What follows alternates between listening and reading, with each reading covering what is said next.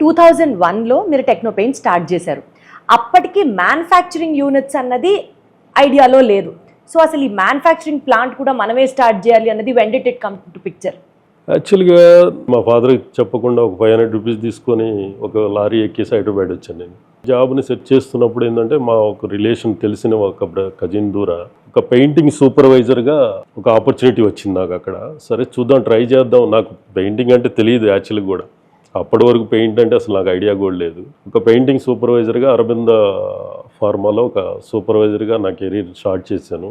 నేను చింతల్లో ఉండేవాడిని. యూనిట్ 6 వచ్చేసరికి ఇస్నాపూర్లో ఉండేది. అది ఆల్మోస్ట్ ఒక 3 బస్సెస్ మారి రోజు ట్రావెల్ చేయాల్సి ఉంటుంది. ఒక 1500 రూపీస్ శాలరీకి అక్కడ జాయిన్ అయ్యానే కానీ నా మనసులో ఒక గట్టి ముందు నుంచి కొన్ని బిజినెస్ చేయాలి, నాకంటూ ఒక మంచి కెరీర్ ఉండాలి, మంచి పొజిషన్కి రావాలనేది బలమైన కోరిక ఏం చేసిందంటే నేను ఎక్కడా కూడా ఎక్కువ కాలం నేను నిలబడినివ్వలేదు. నాకు అక్కడికి వెళ్ళినాక నా మైండ్లో ఒక థాట్ అయితే వచ్చింది. ఎందుకో తెలియదు, కానీ అది ఎందుకు వచ్చిందో తెలియదు.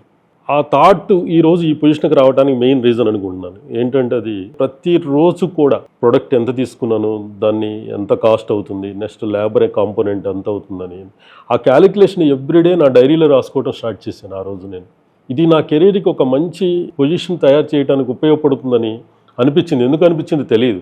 అప్పటికి బిల్డింగ్స్లో పెయింట్స్లో కూడా అంత అవేర్నెస్ లేదు. అది కూడా ఒక ఇండస్ట్రీలో కాబట్టి, ఒక ఫార్మాలో కాబట్టి అంత క్వాలిటీ పెయింట్స్ అండ్ చాలా ఇండస్ట్రియల్ పెయింట్స్ యూజ్ చేయడం జరిగింది. కానీ బయట అప్పటికి ఇండస్ట్రీ అంత చిన్న ఇండస్ట్రీ, వెరీ స్మాల్ ఇండస్ట్రీ. ఇది నా కెరీర్కి మంచి ప్లాట్ఫామ్ తయారు చేసిద్దని ఆ రోజే నేను నమ్మాను. నేను చేసిన క్యాలిక్యులేషన్ ఆ రోజే నేను ఒకటి అనుకున్నాను, ఫ్యూచర్లో నేను ఒక పెద్ద పెయింట్ ఇండస్ట్రీ అయితే నేను పెట్టగలుగుతాను. ఆ రోజే నేను అనుకున్నాను. ఆ రోజే చూశాను ఒక పెద్ద ఇండస్ట్రీ ఈ కంట్రీలోనే ఒక బిగ్ ఇండస్ట్రీ చేయబోతున్నాను నన్ను నేను నమ్మాను. ఆ రోజు చిన్న సూపర్వైజర్గా నా కెరీర్లో.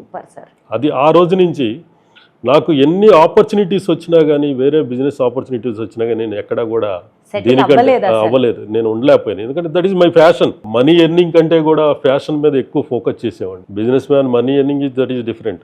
ఎంటర్ప్రెన్యూర్గా నేను సక్సెస్ అవ్వాలి, చాలామందికి ఎంప్లాయ్మెంట్ ఇవ్వాలి, నాతో పాటు చాలామంది ఎంటర్ప్రెన్యూర్స్ డెవలప్ చేయాలనే ఆలోచన నాకు ఎక్కువగా ఉండేది ఎప్పుడు కూడా.